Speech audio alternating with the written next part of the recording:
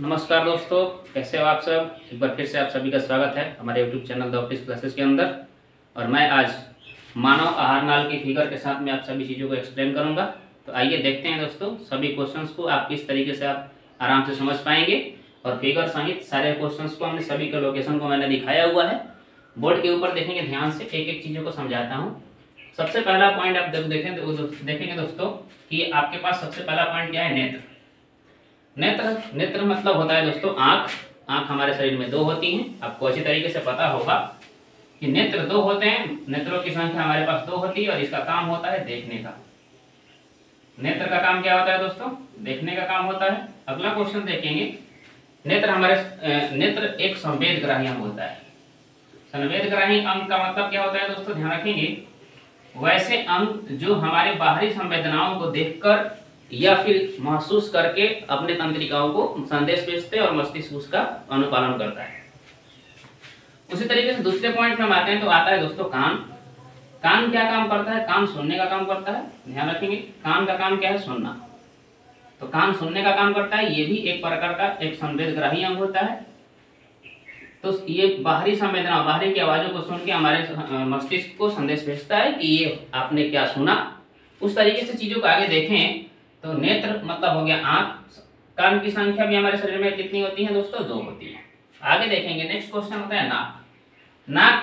नाक भी एक प्रकार का संवेदग्राही अंग है। नाक भी एक प्रकार का क्या है दोस्तों? संवेदग्राही अंग है, जो कि हमारे स्मेल यानी गंध को पहचानने का काम करता है। नाक क्या काम करता है दोस्तों? गंध को पहचानने का काम करता है। आगे क्वेश्चन देखेंगे। अब आते हैं आहार नल के ओरिजिनली पार्ट पे। आहार नल ओरिजिनली मनुष्य के पाचन में सहायक होता है। पाचन क्रिया में ये सहायक होता है। पाचन क्रिया का काम होता है, ये पूरा कार्य को निपटाता है। पाचन क्रिया का कार्य को पूरा महत्वपूर्ण तरीके से ये अपना हैंडल करता है आहार नल। उम्मीद करता हूं दोस्तों आपको ये चीजें समझ में आ रही होंगी। तो आहार नल पाचन क्रिया में सबसे महत्वपूर्ण भूमिका निभाता है। तो पाचन क्रिया में सबसे पहले भाग लेता कौन है?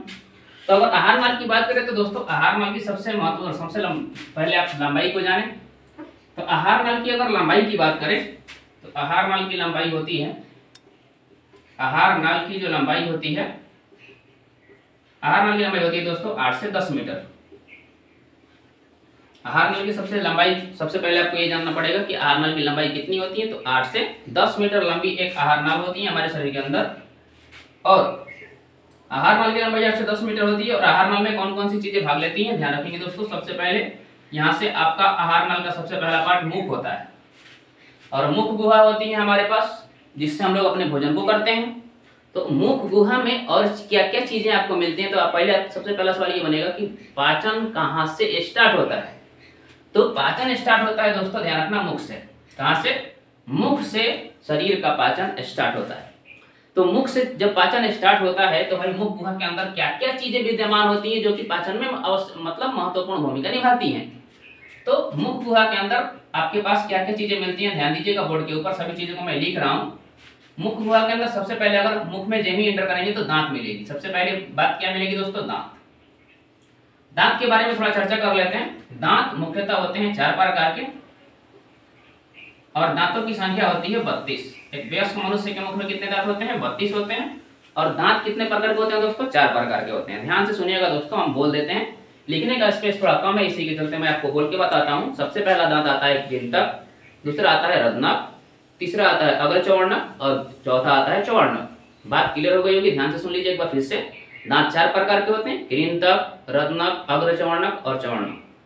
कृंतक का काम होता है दोस्तों भोजन को काटने का, रत्नक का काम होता है भोजन को फाड़ने का, अग्रचौवर्णक का काम होता है दोस्तों भोजन को मतलब चबाने का काम, छोटे छोटे टुकड़ों में बदलने का। और चौथा पॉइंट जो होता है चौवर्णक का काम होता है जो सलाइवा के साथ मतलब लार ग्रंथियों के साथ में वो भोजन को एक दूसरे में मिलाता है।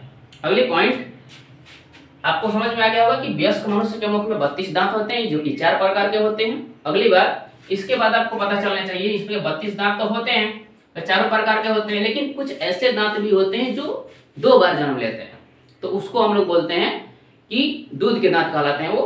तो वैसे दांत जो 2 बार जन्म लेते हैं उसको हम लोग कहते हैं दूध के दांत। तो क्वेश्चन ये भी आता है कि वैसे मनुष्य में कितने दांत, अस्थायी दांत होते हैं और अस्थायी दांत होते हैं। अस्थायी दांत होते हैं जो कभी टूटते न, जब जम जाते हैं तो टूटते नहीं हैं। और अस्थायी दांत होते हैं जो 2 बार जन्म लेते हैं, मतलब वही हुआ। तो अस्थायी दांत होते हैं 20 प्रकार 20 को। और तो आइए दोस्तों देखते हैं आगे।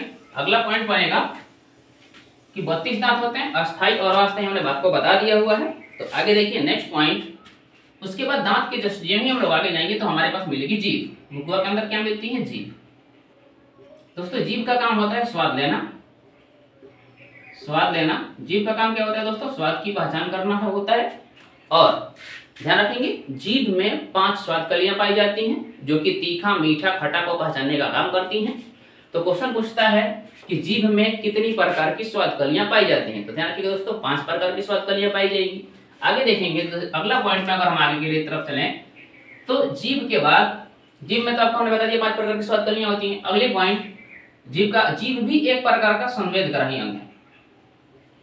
जीभ भी एक प्रकार का क्या अंग है? संवेदग्राही अंग है। जीभ भी एक प्रकार का क्या है? संवेदग्राही अंग है। तो आपको यहाँ पे 4 पॉइंटों को समझाया क्या क्या चीजें, आंख, कान, नाक, ये जो यहाँ पे दिख रहा है आंख, कान, नाक, जीभ, और एक और संवेदग्राही अंग होता है त्वचा। जो 5 प्रकार के हमारे शरीर में संवेदग्राही अंग होते हैं, ध्यान दीजिएगा कौन कौन सी? आंख, कान, नाक, जीभ, त्वचा, ये संवेदग्राही अंग है। इसके अलावा यदि कोई ऑप्शन में आपके पास आए तो वो आंसर संवेदग्राही अंग में नहीं होगा। अगला पॉइंट हम लोग आगे बढ़े, जब ही जीभ से आगे चलते हैं तो हमारे पास ये आपको दिख रहा है ग्रसनी। ग्रसनी क्या होता है दोस्तों? कि ग्रसनी ये ले जाता है भोजन को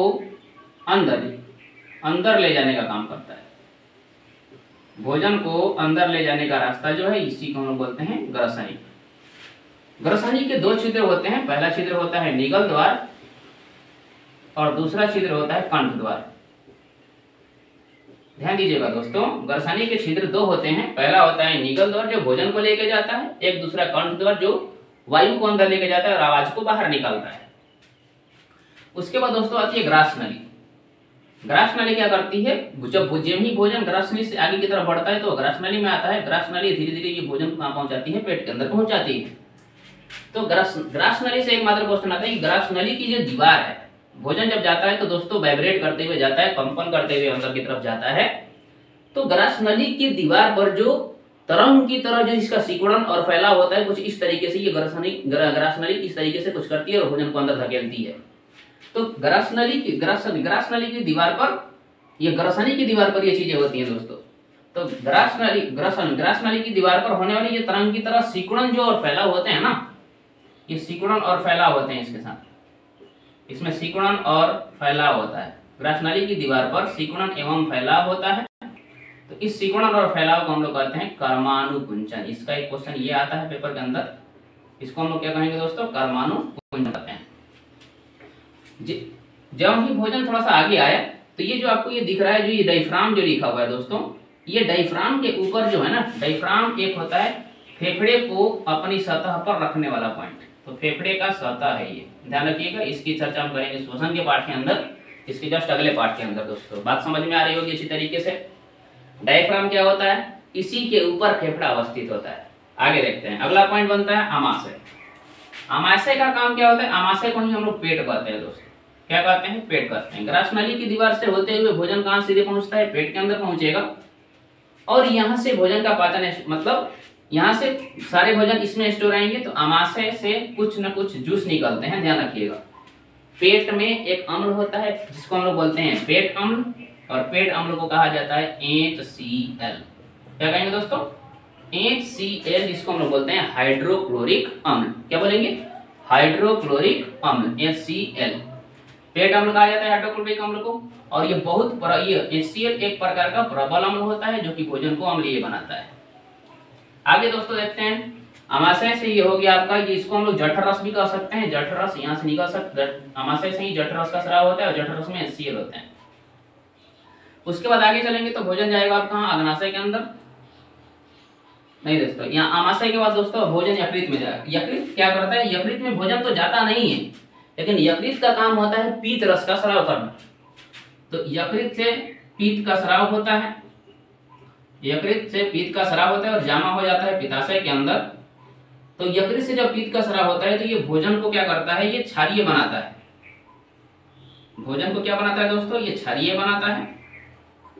क्षारीय इसलिए कहा जाता है कि पित्त रस का जो pH मान है, पीत रस का जो पीएच मान है तो 7.5 से लेके 8.8 के बीच में काम करता है और भोजन को पचाने का काम करता है।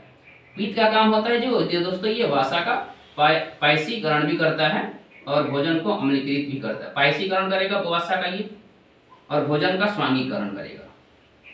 क्या करेगा दोस्तों? भोजन का स्वांगीकरण करेगा। यहाँ से ये क्वेश्चन आता है जो यकृत है, यकृत का भार कितना होता है? तो दोस्तों यकृत का भार होता है 1.5 किलोग्राम। यकृत का भार कितना होता है दोस्तों? 1.5 किलोग्राम होता है। और यकृत मानव शरीर की सबसे बड़ी ग्रंथि है। यकृत मानव शरीर की सबसे बड़ी ग्रंथि है। यकृत मानव शरीर की सबसे क्या है? बड़ी ग्रंथि है। इसका भार लगभग 1.5 किलोग्राम तक होता है। और यकृत एक बाह्य स्रावी ग्रंथि है। क्यों है भाई?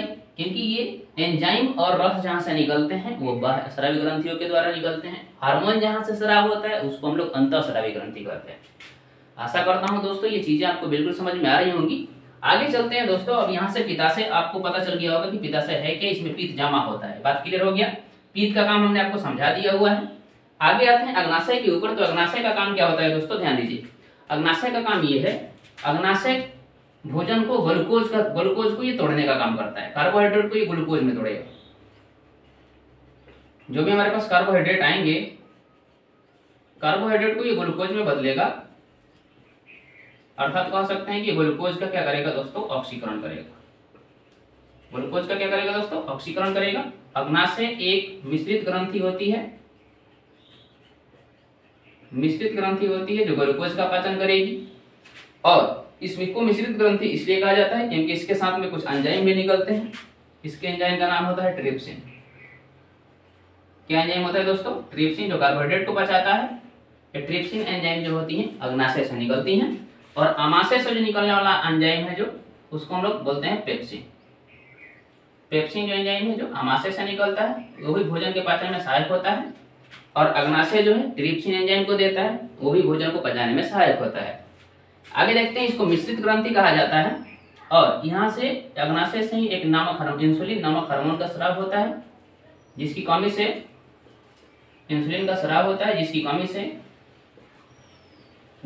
से मानव शरीर में इंसुलिन की कमी से क्या होता है दोस्तों? मधुमेह रोग हो जाता है। क्या रोग हो जाएगा? मधुमेह रोग हो जाता है।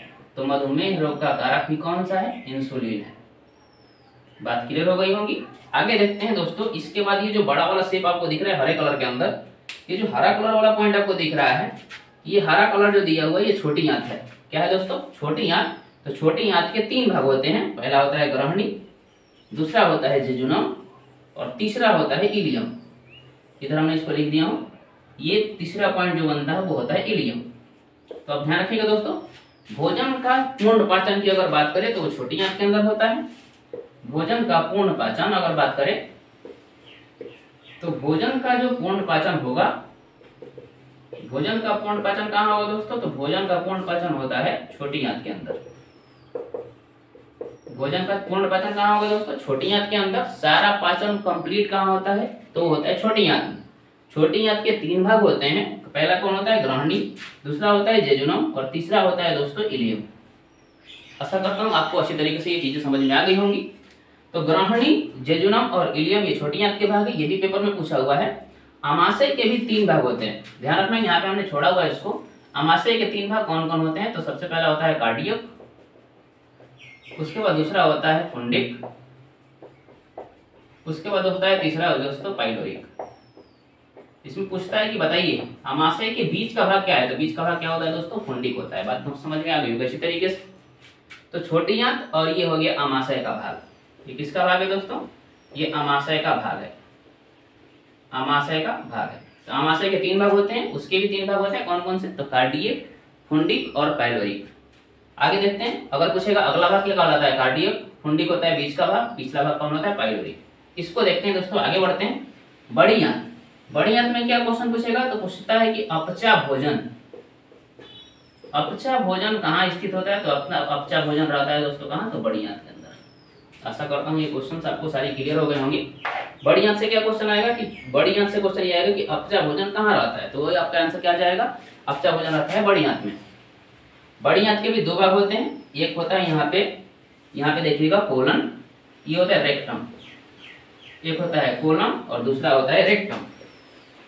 यहाँ पे ये होता है कोलम और दूसरा होता है रेक्टम। कोलन इधर है, कोलन और रेक्टम। ये सीकम होता है दोस्तों, ध्यान रखना, सीकम से सवाल आता है कि छोटी आंत और बड़ी आंत के जोड़ को क्या कहते हैं?